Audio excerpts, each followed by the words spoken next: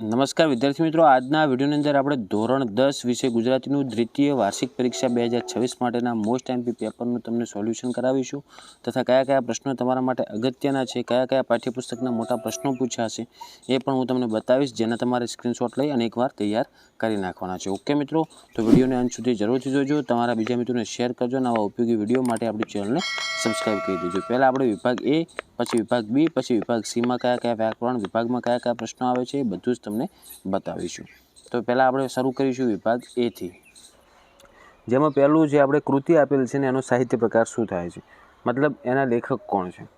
હવે જો કૃતિ આપેલ છે ડાંગવનો અને, તો એનો લેખક થશે મિત્રો બીજા નંબરમાં જે આપેલ છે મહેન્દ્રસિંહ પરમાર. ઓકે, એના મહેન્દ્રસિંહ પરમાર લેખક થશે. પછી બીજો પ્રશ્ન છે ગતિભંગ, એની અંદર જોડકું, તો એમાં જવાબ આવશે એના લેખક મોહનલાલ પટેલ. પછી ત્રીજો પ્રશ્ન વિરલ વિભૂતિ, તો એમાં આવશે ચોથા નંબરનો જવાબ, જેનું નામ થશે આત્માર્પિત અપૂર્વજી. પછી ચોથા નંબરનો પ્રશ્ન ઘોડીની સ્વામી ભક્તિ, તો આના લેખક હતા જોરાવરસિંહ જાદવ. ઓકે, તો ક્રમ મુજબ પહેલામાં બીજું, બીજામાં ત્રીજું, ત્રીજામાં ચોથું અને ચોથામાં પાંચમું, આ રીતનું જોડકું આવશે. પછી બની અંદર આપણે કાઉન્સમાં વિકલ્પ આપેલા છે ને એમાંથી સાચો જવાબનો ખાલી જગ્યા લખવાની હતી. અને પાંચમો પ્રશ્ન છે એમાં જે જવાબ આવશે શ્રીમદ રાજચંદ્ર, જે પહેલું દેખાય એનો જવાબ થશે. બીજો છઠ્ઠો પ્રશ્ન છે મનીષાના પપ્પા ખાલી જગ્યા હતા, તો એમાં આવશે જવાબ શિકારી. પછી સાતમો પ્રશ્ન આંબા પટેલની ઘોડીની ચાલ, તો એમાં જવાબ આવશે મિત્રો રેવાલ હતી. આઠમામાં એક વખત નીકળ્યો તો ડાંગીઓનું મોટું ખાલી જગ્યા સામે મળ્યું, તો એમાં મિત્રો જવાબ થાય સરઘસ. બરાબર, આગળ તમારા પ્રશ્નોના જવાબ લખવાના હતા. હવે વિભાગ બેની અંદર આપણે જઈશું, જેમાં ફરી તમારે જોડકા હતા. તો એમાં પહેલું છે 17મું જુઓ કે શિકારીને, તો એના લેખક થશે કલાપી થશે, ત્રીજો જવાબ આવે. 18મો છે બોલીએ ના કાંઈ, તો એના લેખક થશે રાજેન્દ્ર શાહ, તો પહેલો જવાબ આવશે. પછી 19મો પ્રશ્ન હું એવો ગુજરાતી, તો એના લેખક થશે વિનોદ જોશી, તો ચોથો પ્રશ્ન જવાબ થશે, એનો ચોથો જવાબ થશે. અને 20મો પ્રશ્ન દીકરી, તો એમાં એના લેખક થશે અશોક ચાવડા બેદિલ. બરાબર, હવે આગળ ફરી આપણે જેમ આગળ જે વિભાગીયમાં ખાલી જગ્યા હતી એવી રીતના ફરી ખાલી જગ્યા આવી છે. તો 21મો પ્રશ્ન છે ભણે નરસૈયો, તેનું ખાલી જગ્યા કરતા, મતલબ દર્શન કરતા કુળ 71 તાર્યા રે, તો એમાં દર્શન આવશે. 22મો છે પાતાળમાં ખાલી જગ્યા પરખાય, તો એમાં આવશે હરિવર. 23મો ગરીબની સ્ત્રીની ચૂંદડી એના ખાલી જગ્યા સુધી રહે છે, તો લગ્ન આવશે. પછી ખોડું નાનું હાઈકુના કવિ, તો એના કવિ થશે મિત્રો મુરલી ઠાકોર. ઓકે, મુરલી ઠાકોર એનો જવાબ થાય છે. હવે આગળ મિત્રો તમને પ્રશ્ન આપેલા છે, જેમાં જુઓ પહેલો પ્રશ્ન છે ગંગા સતીનું પૂરું નામ જણાવો, વતનની હદ પૂરી થતાં કોને પાછળ જવાનું છે, આ બધા પ્રશ્નો આઈએમપી છે.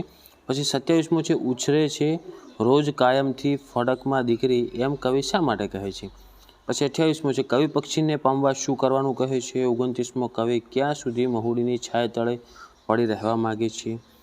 પછી આગળ 10-12 વાક્યોમાં, એટલે કે મોટા મોટા પ્રશ્નો, જે એક પ્રશ્ન હશે તમારે 3 ગુણનો, એનું પણ સોલ્યુશન કરવાનું છે, અથવા તમે એનું તૈયારી કરી નાખજો, સ્ક્રીનશોટ લેજો. 30મો પ્રશ્ન છે નરસિંહ મહેતાએ વર્ણવેલા વૈષ્ણવજનના લક્ષણો જણાવો.